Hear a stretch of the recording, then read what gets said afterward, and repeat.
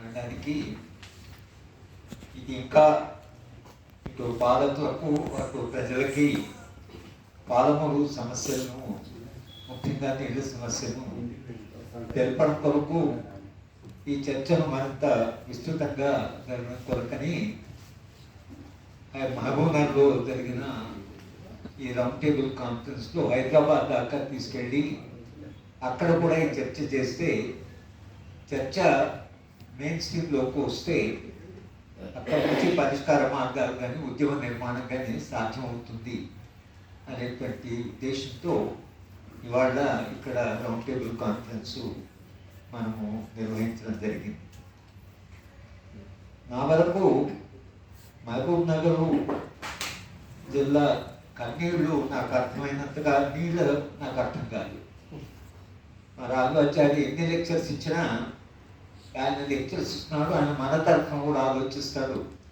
కనుక ఏదైనా సమస్య వస్తే రాఘవాచార్యని అడగదు అని అనుకోని తప్పించి నేను నా మైండ్ అప్లై చేసి ఈ డీటెయిల్స్, ఈ వివరాలు ఏమున్నాయో దాంట్లోకి పోకపోవడం అనేది ప్రధానంగా నా పరిమితి. రెండవది, నీళ్ళ చరిత్ర కూడా చాలా విచిత్రమైన చరిత్ర.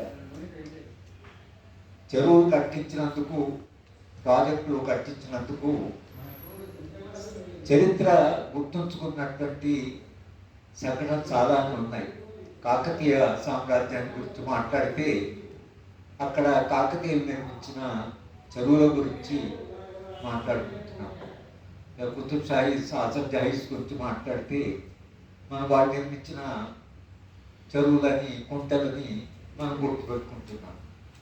భోపాల్ వెళ్తే భోపాల్ ఒక మహిళా నవాబు, ఆమె మొత్తంగా మీరు మధ్యప్రదేశ్లో ఆమె పేరు మార్మవుతుంటుంది, ఎందుకంటే ఆమె చాలా చెరువులు కట్టించింది. ఇలా చెరువులు కట్టించిన వాళ్ళు ఇక మేజర్ ఇరిగేషన్ ప్రాజెక్ట్స్ ఇంజనీర్స్ ఇక్కడ ఉన్నారు. ఈ ట్రాన్సిషన్, ఈ చెరువులు తర్వాత లోకల్గా ఉండే అసలు వనరులు ఏవైతున్నాయో వాటిని కాస్త నిలబెట్టి ఎక్కడ వ్యవసాయం జరిగిన ఆ చరిత్ర అంతా మనకు గుర్తుంది. మేజర్ ఇరిగేషన్ ప్రాజెక్ట్స్ మన తెలుగు ప్రజల వరకైతే ఆర్థర్ కాటన్, అది పాశ్చాత్య శాస్త్రవేత్త, ఇంజనీరు.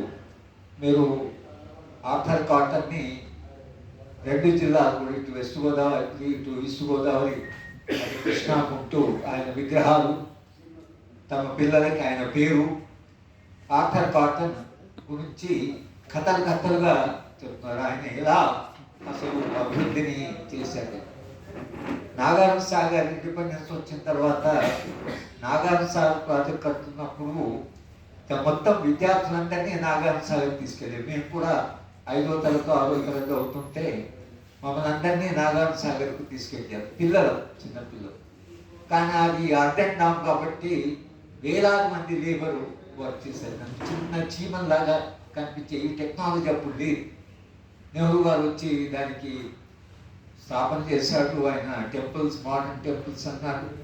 నాగార్జున సాగర్ మీద పాటలు వచ్చాయి, సాహిత్యం వచ్చింది, సినిమాలు వచ్చాయి.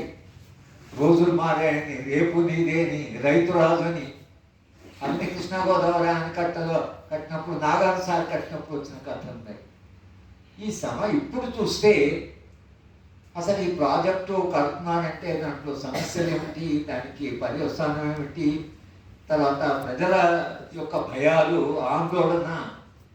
ఒక ప్రాజెక్ట్ కడుతున్నానంటే ప్రజలు ఒక పండగలాగా చేసుకునేవాడు. మన ప్రాంతంలో ప్రాజెక్టు పండగలా, ఇప్పుడు అది లేదు.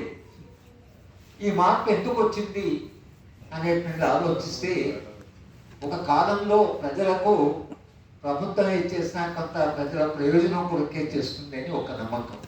స్వాతంత్రం వచ్చింది, ప్రజల ప్రయోజనం కొరకే చేస్తున్నట్టు నమ్మకం ఒకటి ఉండేది ప్రభుత్వాల మీద.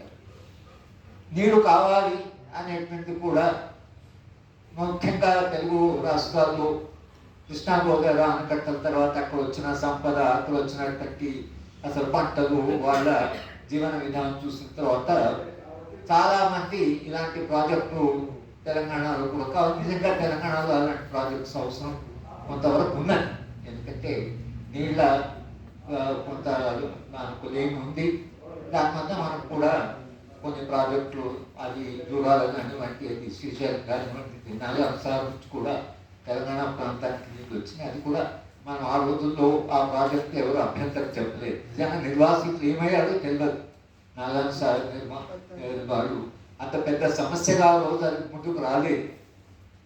కానీ ప్రభుత్వాల యొక్క విధానాలు మారి ఎప్పుడైతే ప్రజా ప్రయోజనాలు కాకుండా కాంట్రాక్టర్స్, పాలకులు, లాభాలు, తర్వాత దాంట్లో నుంచి అసలు సుబ్బరామరెడ్డి లాంటి వాడు ప్రాజెక్ట్ చేయడం అనేది రిచెస్ట్. ఆ రోజుల్లో ఆయన సంపద, సుబ్బరామరెడ్డి గారి సంపద జనాల నుంచే వచ్చిందని కొందరు ఇటువంటి కాంట్రాక్టర్లు, కొంతమంది సంపన్నులు దీంట్లోంచి వచ్చేసారు. ప్రభుత్వము విధానం చేసేప్పుడు ఇది ప్రజల ప్రయోజనమా కాదా, ప్రజల దగ్గరికి వెళ్ళి మాట్లాడడం, ప్రజలు సంతోషంగా మాకు ఈ ప్రాజెక్ట్ కావాలను ప్రజల సహకారం పొందడం. ఏ ప్రభుత్వం అయినా ఒక విధానం చేసినప్పుడు ప్రజలు సంతోషంగా సంతృప్తిగా ఈ ప్రభుత్వం ఈ మంచి పని చేసింది అని అనుకుంటారనేటువంటి స్పృహ నుంచి అది కేవలం కాంట్రాక్టర్లు, మిడిల్ మెన్, తర్వాత ఏది స్టేటు, వీళ్ళు ఎప్పుడైతే వీళ్ళ ప్రయోజనాలు ప్రధానం అయిపోయాయో రాజకీయంగా వాళ్ళ చాలా పెద్ద ఎత్తున ఎదిగారు. వాళ్ళ ప్రయోజనాలే చాలా ప్రధానం అయిపోవడం వలన ప్రజలకి ప్రభుత్వానికి మధ్యన చాలా అంతరం ఏర్పడింది. ఈ అంతరం ఏర్పడడానికి ప్రధాన కారణం ఈ ప్రభుత్వాలు ప్రజల ప్రయోజనాల నుంచి ఆలోచించవు. ఇవి సమస్యలే సృష్టిస్తాయి కానీ సమస్యలు పరిష్కరించవు అనేటువంటిది ఎప్పుడైతే సమాజంలో వచ్చిందో అప్పుడు సమాజం నుంచి ఉద్యమాలు వచ్చాయి. సమాజం నుంచి ఒక రకమైనటువంటి ప్రతిఘటన వచ్చింది. అందుకని ఇప్పుడు మాట్లాడిన వాళ్ళు కొంత భయం వేస్తుంది. పోలీసు వాళ్ళు వచ్చారు. పోలీసు వాళ్ళు ఎందుకు వచ్చారు? ఒక ప్రాజెక్ట్ కడుతుంటే ప్రజలంతా సంతోషంగా ప్రాజెక్ట్ కడుతున్నాం, కానీ పోలీసు వాడి అవసరం ఏమొస్తుంది? పోలీసు వాడి అవసరం ఎప్పుడు వస్తుందంటే పాలించే వాడికి పరిష్కార మార్గం లేనప్పుడు, లేదా వాడు చేస్తున్న పని నుంచి వచ్చే కాన్సిక్వెన్స్ అవుతుందో, పర్యవసానం ఏదైతుందో దాని విషయంలో పాలకుడికే నమ్మకం లేదు. ప్రజలు వెళ్ళిపోతాను మాట్లాడే ఓపిక లేదు. ఓపికనే లేకుండా వాడు కూడా తెలుసు వాడు చేస్తున్న పని తప్పు పని. కనుక ఈ అంతరం ఒకటి ఏర్పడి ఈ అంతరం నుంచే 13 అధ్యాయం కరువు ఈ సందర్భం నుంచి వచ్చాయి. ఇవి పుట్టడం అట్ట పుట్టాయి. ఎందుకంటే మహబూబ్నగర్ జిల్లా పూర్తిగా విస్మరించబడి చేసిన ప్రాజెక్ట్ కూడా ప్రజలకు ప్రయోజనంగా లేవు, దానివల్ల నష్టమే ఎక్కువంది అనే దగ్గర నుంచి మనం ఎప్పుడైతే మాట్లాడడం మొదలుపెట్టామో కరువు వ్యతిరేక పోరాటం మీద కూడా నిర్బంధం పెరిగింది. నిర్బంధం ఎందుకు వచ్చింది అంటే వాడు చేస్తున్న పనిని మనం ఎక్స్పోజ్ చేస్తున్నాం, వాడు చేస్తున్న పని మన ప్రజలకి నష్టం అని చెప్తున్నాం. కనుక చెప్తున్నారు కాబట్టి అసలు ఇక్కడ వీళ్ళు ఏమంటున్నారు, వీళ్ళు ఏ సమస్యలు అడుగుతున్నారు అనేటువంటిది కాకుండా అడిగే నోట్నే మూసేయడం అనేది స్పష్టంగా వాళ్ళు చేస్తున్న అభివృద్ధి మీద వాళ్ళకి విశ్వాసం లేదు. ప్రజల్లో అసంతృప్తి ఉందని వాళ్ళకి తెలుసు. కనుకనే నిర్బంధ చట్టాలు, తర్వాత విపరీతమైనటువంటి నిర్బంధం సమాజంలో పెరుగుతూ వస్తున్నాయి. అయితే ఈ ఉద్యమాలు ఏవైతున్నాయో, ఈ మన పౌర సమాజం వచ్చే ఉద్యమాలు ఏవైతున్నాయో, ఈ ఉద్యమాలకు చారిత్రకమైనటువంటి పాత్ర ఉంది, చారిత్రకమైన బాధ్యత కూడా ఉంది. ఇది సమాజం యొక్క అవసరంగా, ఒక చారిత్రక అవసరంగా ఈ సంఘాలు పుడతాయి. ప్రజల్లో 13 అధ్యాయం వేదికంటే గౌరవం ఉంది, ఇవాళ విశ్వసనీయత కూడా ఉంది. వీళ్ళు చెప్పేది అబద్ధాలు చెప్పరు, వీళ్ళు వాస్తవాలే చెప్తారు, వీళ్ళు మన గురించి ఆలోచిస్తారు, వీళ్ళు మన గురించి ప్రేమిస్తారు. ఇది రాజకీయ నాయకులకు కూడా అర్థమైంది. 13 రాజకీయ నాయకులకు అర్థం కాదు. 13 అధ్యాయం వేదిక లేదా ఇటువంటి వేదికలు ఏవైతున్నాయో వాళ్ళకు కూడా అర్థమైంది. జయపాల్ రెడ్డి గారు ఎంపీగా ఓడిపోయినప్పుడు ఆయన చాలా కాలంగా మిత్రులు కాబట్టి ఆయన దగ్గరికి వెళితే ఆయన ఒకటే మాట్లాడుతున్నాడు, మీ వాళ్ళు మద్దతు ఇస్తే నేను గెలిచేవాడిని, మీ వాడు మద్దతు ఇస్తే నేను గెలిచేవాడిని, నేను నేరోగా మిస్ అయిపోయాను, కానీ మీ వాడు నాకు మద్దతు ఇవ్వలేదు. అంటే రాజకీయ నాయకుడు ఏ స్థాయికి వచ్చారంటే ఒక మెంబర్ ఆఫ్ పార్లమెంట్ ఎన్నికైన వాడు, అంతకుముందు మినిస్టర్లు ఉన్నవాడు కూడా మనము లేదా మన సంఘం అంటే మన సంఘానికి అంత పెద్ద పబ్లిక్ ఇది, కానీ ఈ సంఘము ఒకవేళ పలానా నాయకుడు మంచి చేస్తాడు అని ఒక మాట అంటే దాంట్లో ప్రజల విశ్వసనీయత వలన గెలిస్తే నేను గెలిచేవాడిని అనేటువంటి దగ్గరకు వచ్చింది. వాళ్ళ పాలమూరు నాయకులందరూ కొంచెం భయపడుతున్నారు. పాలమూరు అధ్యయన వేదిక అంటే వీళ్ళు ఎక్కడో మనం పట్టుకుంటారు, అంతవరకు అయితే మనం తీసుకొచ్చాం. కానీ పాలమూరు నాయకత్వము ఏ కారణం వల్ల అనేది ఇంకా మనకు అర్థం చేసుకోవాల్సి ఉంది. ఎందుకు ఇంత వెనుకబాటుతనం? పాలమూరు ముఖ్యంగా రాజకీయ నాయకత్వానికి ఎందుకు ముందుపడి డిమాండ్ చేయరు, ముందుపడి ఉద్యమం చేయరు, లేకపోతే చీఫ్ మినిస్టర్ ప్రెషర్ పెట్టరు? డిండి లాంటి ప్రాజెక్ట్ తీసుకున్నప్పుడు వీళ్ళు అభ్యంతరం చెప్పొచ్చు కదా. ఎమ్మెల్యేలు అందరూ వెళ్ళి ఇది మా జిల్లాకు ఇటువంటి ప్రాజెక్ట్ చూస్తే మాకు నష్టం అని చెప్పొచ్చు కదా. కానీ వాళ్ళది చెప్పడానికి సిద్ధంగా లేదు. మేము రాహుల్ గాంధీని పాలమూరు అధ్యయన వేదిక తరఫున మహబూబ్నగర్లో కలిసినప్పుడు రాజేంద్రబాబు మేమంటున్నాం, ఆయన ఒక సూటి ప్రశ్న అడిగారు, పాలమూరు జిల్లా ఎందుకు ఇంత వెనుకబడుతున్నది అని సూటిగానే అడిగారు మమ్మల్ని. అంటే మనం చెప్పింది ఏమిటంటే ఇక్కడే రాజకీయ నాయకత్వం చాలా వెనుకబడిన నాయకత్వం. నాగార్జున అక్కడ కూర్చొని ఉన్నాడు, చాలా వెనుకబడి. ఇంకా దానికి కారణాలు చెప్పడానికి మాకు సమయం లేకుండా, కానీ రాజకీయ నాయకత్వం వెనుకబడి ఉన్నది అనేటువంటి విషయం అయితే మనం స్పష్టంగానే రాహుల్ గాంధీకి చెప్తాం. తెలంగాణ వచ్చిన తర్వాత, తెలంగాణ ఫార్మేషన్ అయిన తర్వాత రాహుల్ గాంధీ చివరిగా ఆయన పాదయాత్ర ముగించి వెళ్ళే ముందు మమ్మల్ని అందరూ డిన్నర్ పిలిచి తన అనుభవాలు చెప్తూ ఆయన పలానా కర్ణాటకలో ఎలా ఉంది, తమిళనాడులో ఉంది, కేరళ ఎలా ఉంది, కానీ మీ తెలంగాణ యూత్ ఏదైతే చాలా కన్ఫ్యూజ్గా ఉంటారు కదా, తెలంగాణ పిల్లలకి ఎందుకో స్పష్టత లేదు. ఒక ఉద్యమం చెప్పిన తెలంగాణ చెప్తున్నాడు, ఎందుకు ఇంత అస్పష్టత ఉందని అడిగాడు. అంటే ఆ అస్పష్టత ఒక కారణం ఏంటంటే ఈ నిధులు నియామకాలు అనేది ఏదైతే వచ్చిందో విపరీతమైనటువంటి అన్ఎంప్లాయ్మెంట్ పెరగడం వల్ల లక్షలాది మంది పిల్లలు తెలంగాణ వచ్చిన తర్వాత ఉద్యమాలకు పోయేటోళ్ళు, పోరాటాలకు వెళ్ళేవాళ్ళు, త్యాగాలు చేసి ఇదంతా పోయి తెలంగాణ వస్తూనే మనకందరికి ఉద్యోగాలు వస్తాయి, మంచి ఉద్యోగాలు వస్తాయి, జీతాలు కూడా చాలా మంచి జీతాలు వస్తున్నాయి. లక్షల మంది పిల్లలు 10 ఏళ్ళు చిక్కడపల్లి లైబ్రరీ, సుందరయ్య విజ్ఞాన కేంద్ర, ఓ మడత కుర్చీ, మున్సిపల్ కార్పొరేట్ 5 రూపాయలు తిండి, గైడ్స్ మంచి పుస్తకాలు అవుతుందంటే కాదు కూడా కాదు, గైడ్స్ తెచ్చుకోవడం, ఆ గైడ్స్ చదవడం. మేము కరికులం సిలబస్ నేను చైర్మన్ అనుకుంటున్నాను. 18 మంది కలిసి తెలంగాణ చరిత్ర, తెలంగాణ సంస్కృతి, తెలంగాణ మీద ఒక పేపరే పెట్టాం, ఫుల్ పేపర్. తెలంగాణ చదువుతారండి పిల్లలు, అది కాదు వాళ్ళు ఆ గైడ్ చదవడము. ఇప్పుడు ఏం జరిగింది, చంద్రశేఖరరావు ఎప్పుడు పాస్ చేశారు, ఆ డేట్ ఏమిటిది, పాస్ చేస్తే ఎందుకు చేసి అది కాదు, ఆ డేట్ ఏం పెట్టి, ఎందుకంటే ఆబ్జెక్ట్ ఉంటాయి, పుట్టే డేట్ గుర్తుంటారు. కానీ ఏది మొత్తంగా అంటే ఒక జ్ఞానము సంపాదించాలి, జ్ఞానం అనేది కూడా ఒక పవరే అనే దానికంటే కూడా మీరు గ్రూప్ 2 సర్వీసెస్ వాడు 5 లక్షల మంది దాకా కూర్చొని 2 పేపర్లు అయిన తర్వాత దాదాపు 50% మంది పిల్లలు వాళ్ళు డ్రాప్ అవుట్ అయిపోయారు. ఆ 2 పేపర్లు బాగా చేయలేదు.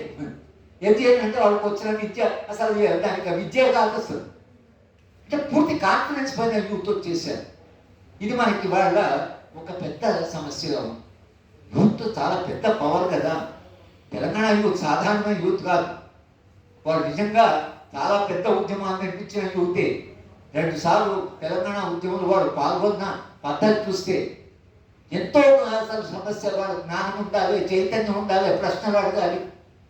కానీ ఇది ఒక పరిస్థితి వచ్చేసింది. ఈ పరిస్థితి నుంచి బయటపడడానికి కూడా మనకి వాడు ఒక పెద్ద సవాలుగా ఉంది. కానీ క్షేత్రస్థాయిలో ఉన్నటువంటి వాళ్ళకి ఎవరైతే ఉందో, ఇవాళ మాట్లాడిన వాళ్ళు క్షేత్రస్థాయి నుంచి మాట్లాడిన వాళ్ళు, వాళ్ళకి ఎంత స్పష్టత నదుల గురించి లేదా వాళ్ళ యొక్క చెరువుల గురించి, చెరువుల లింక్స్ గురించి, ఏ చెరువు ఏ దాంతో దానికి పర్యవసానం వాళ్ళకి అనుభవమానం. మేము పాలమూరు అధ్యయనం ప్రజల నాడి అంటే ప్రజల గొంతు వినండి, ప్రజల నాడి వినండి అని మనము ఒక మాట అన్నా, ఒక ఆర్టికల్ రాస్తూ మీరు చెవులు కాస్త భూమికి దగ్గర పెట్టుకొని వినండి అని రాశారు. చంద్రశేఖరరావు గారు దాని రెస్పాన్స్ ఏమిటంటే, ఆయన ఆర్టికల్ చదివి ఆయనకే చెవులు ఉన్నాయా, ఆయనకంటే నాకు పెద్ద చెవులు ఉన్నాయి, ఇదేమి సమాధానం, చెవులు భూమికి దగ్గర పెట్టుకున్నట్టే ప్రజలు ఏమనుకుంటున్నారు, ప్రజల నాడేమిటో తెలుసుకోండి. మనమంటే ఆయనకే చెవులు ఉన్నాయో నాకు చెవులు లేవో అంటే ఇది ఏం అసలు జవాబు చెప్పండి. ఇదంతా ఒక క్రైసిస్. ఒక ఉద్యమం నుంచి వచ్చిన వాడు. సాధారణంగా మేము క్లాస్ రూమ్లో చెప్పినప్పుడు ఏమంటే ఉద్యమాలు సృష్టించే నాయకులు గుణాత్మకంగా మిగతా నాయకుల కంటే మెరుగ్గా ఉంటారు. ఇది ఒక ప్రిన్సిపల్ సోషల్ మూమెంట్స్లో. కానీ తెలంగాణ ఉద్యమం చూసి తెలంగాణ ఉద్యమం వచ్చిన నాయకత్వం చూస్తే మా మొత్తం సిద్ధాంతమే తప్పు. అంటే ఉద్యమం గురించి వచ్చినవాడు మెరుగైన నాయకుడు అంటే మన సిద్ధాంతం తప్పైన సూత్రం. అది సూత్రీకరణ చాలా అనుభవం మీద వచ్చిన సూత్రీకరణ, కానీ ఇవాళ పరిస్థితి అలా ఉంది. కనుక మొత్తంగా పాలమూరు జిల్లా సమస్యలకి పాలమూరు ప్రజల యొక్క ఉద్యమమే అంతిమంగా జవాబు అనేటువంటిది స్పష్టంగా వాళ్ళకి అర్థమవుతుంది, మనకు కూడా అది స్పష్టంగా అవుతుంది. నిన్న నేను కొరకని ముఖ్యమంత్రి గారిని కలిశాను. ముఖ్యమంత్రి గారిని కలిసినప్పుడు సరే మేము విన్న సమస్య మా గ్రామస్తులు వచ్చారు, మాట్లాడిన తర్వాత రాఘవాచారి మన 5th జనవరికి రాసిన రౌండ్ టేబుల్ కాన్ఫరెన్స్ అదైతే ఉందో ఆ మొత్తము ఆయనకి ఇచ్చాను. ఇస్తే ఆయన క్విక్గా చదివాడు. దిడ్డి ప్రాజెక్టు శాశ్వతంగా దాన్ని చేయాలి అని క్విక్గా మనకు 11-12 సంస్థలు చదివాడు. చదివి ఆయన రెస్పాన్స్ ఏంటంటే, సార్ నాకు ఇప్పుడు ప్రాధాన్యత మహబూబ్ నగరే నాకు ప్రాధాన్యత, పాలమూరు రంగారెడ్డి నా ప్రథమమైనటువంటి ప్రాధాన్యత. మహబూబ్ నగర్ చాలా వెనుకబడింది, మహబూబ్ నగర్ చాలా విస్మరించబడింది, మహబూబ్ నగర్ పట్టించుకోలేదు అనేటువంటి మాటలు ఆయన అన్నాడు. ఈ మాటలు రేవంత్ రెడ్డి గారు కాదు, కేసీఆర్ కూడా అన్నాడు. కేసీఆర్ కూడా నేను ఒకప్పుడు మాట్లాడితే నిజంగా చాలా సార్ అది సార్ అని ఆయన కూడా అన్నాడు. కానీ మొన్న నేను వరవరావు గారితో మాట్లాడుతుంటే వరవరావు గారు ఒక అబ్జర్వేషన్ చేశారు. ఒకవేళ నాయకులకి ఏదన్నా చెయ్యాలని ఉన్నా, ఏదన్నా మంచి చేద్దామున్నా, ఈ ఆర్థిక రాజకీయ వ్యవస్థ ఎంత బలంగా ఉందంటే ఎవరు కూడా చేద్దాము అని అనుకున్న వాడు కూడా వెసులుబాటు లేనటువంటి ఒక వ్యవస్థ ఇవాళ నిర్మాణం జరిగింది అన్నాడు. ఇది మనకు అదే అనిపిస్తున్నది. ఏంటి చేస్తామంటున్నారు, చేయలేకపోతున్నారు. వెసులుబాటు లేదా ఏమైంది? Socio economic structure Vijay explain చేశాడు, పొలిటికల్ ఎకానమీ. ఇవాళ ఏమైపోయిందంటే వాళ్ళు వీళ్ళని చేయనివ్వరు. వాళ్ళ రియల్ ఎస్టేట్ ఏదైతుందో ఆ రియల్ ఎస్టేట్ ఎంత పవర్ఫుల్ అంటే తెలంగాణ యొక్క మొత్తము సామాజిక పునాది, రాజకీయాల యొక్క పునాది అది నిజానికి రియల్ ఎస్టేట్ ఉన్న స్టేట్.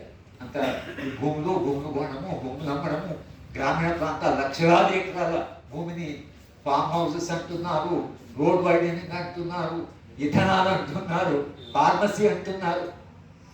మొత్తం అభివృద్ధి నమూనానే ఒక భయంకరమైన నమూనాగా ప్రారంభమైంది. ఒక్కటి ఏమిటంటే రాజకీయాలు మానవ సమాజం ఎందుకు కనుక్కున్నది, పాలిటిక్స్ అనేటువంటి ప్రాసెస్ ఎట్లా ప్రారంభమైంది అంటే ఒక సిద్ధాంతపరంగా మనుషులు వ్యక్తిగతంగా పరిష్కరించుకోలేని సమస్యలని సమిష్టిగా పరిష్కరించుకోవడం కొరకని రాజకీయాలు వచ్చాయి. రాజకీయాలు సమస్యల్ని సమిష్టిగా పరిష్కరించుకొచ్చాయి. ఇప్పుడేమైందంటే ఏ రాజకీయ ప్రక్రియ మన సమస్యను పరిష్కరించాలో ఆ రాజకీయ ప్రక్రియ సమస్య అయింది. దానివల్ల పెద్ద క్రైసిస్ వచ్చింది, సివిలైజేషనల్ క్రైసిస్ అంటాం.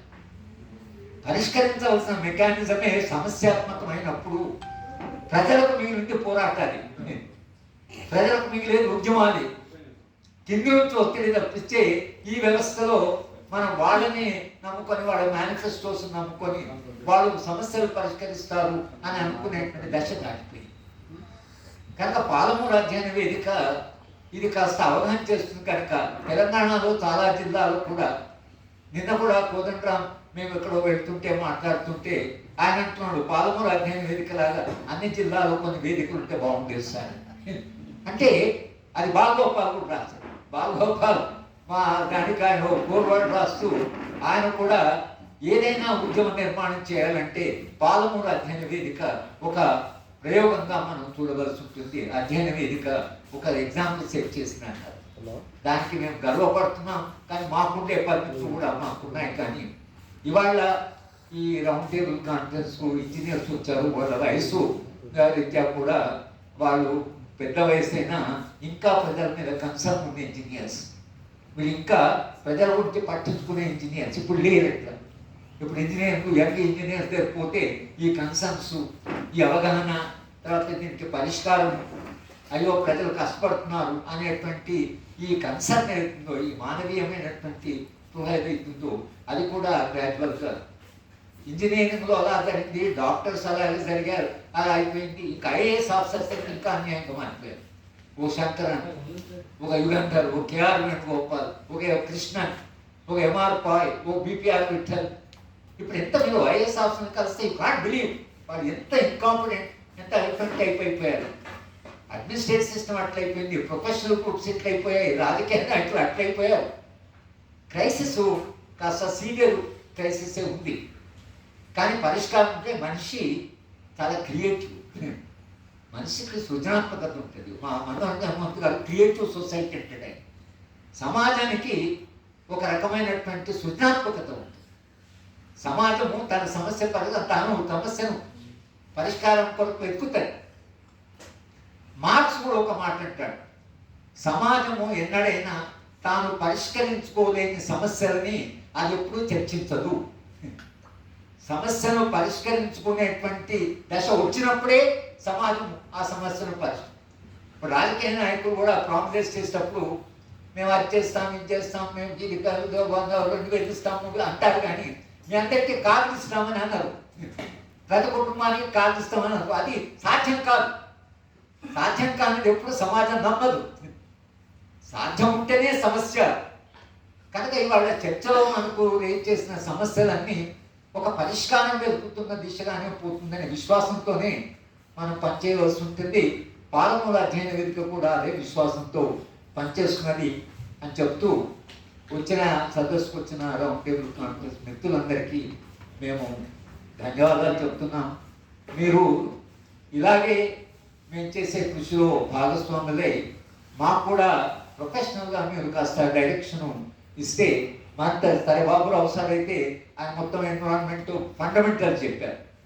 ఫండమెంటల్స్ అంటే నది, ప్రకృతి యొక్క రక్షణ, ప్రకృతి మనిషి ప్రకృతిలో భాగము, ఆ ప్రకృతి విధ్వంసం అయితే మానవ సమాజం ఏమవుతుంది, ఇవి చాలా ఫండమెంటల్ క్వశ్చన్. ఇవి మనం ఈ పనిచేసే క్రమంలో ఈ మౌలికమైన ప్రశ్నలు కూడా మనం ఒక్కడే చర్చలోకి తీసుకురాగలిగితే, అది ప్రజల దాకా తీసుకెళ్ళగలిగితే అప్పుడు సమాజంలో ఒక క్రియేటివ్ ఎనర్జీని మనం చేయగలం. కనుక మావోసెట్టు మాట అన్నాడు, ఈ సమాజమైన జ్ఞానమైన జ్ఞానం యొక్క పని ఏమిటి? జ్ఞానం యొక్క పని ఏమిటంటే అస్పష్టమైన సామాజిక అనుభవాన్ని స్పష్టంగా చెప్పడం. ప్రజల సమస్య తెలుసు, కారణాలు తెలియకపోవచ్చు. జ్ఞానం ఏం చేయాలి? కారణాలు చెప్పాలి. కారణాలు అర్థమైతే ప్రజలు తాము ఏం చేయాలో తెచ్చుకుంటారు. మీరు అన్నారు కదా, ప్రజలు వాళ్ళు ఉద్యమాలు నిర్మిస్తారు, మనం చేయగలిగినల్లా క్యాటలిస్ట్ రోల్ అంటాం.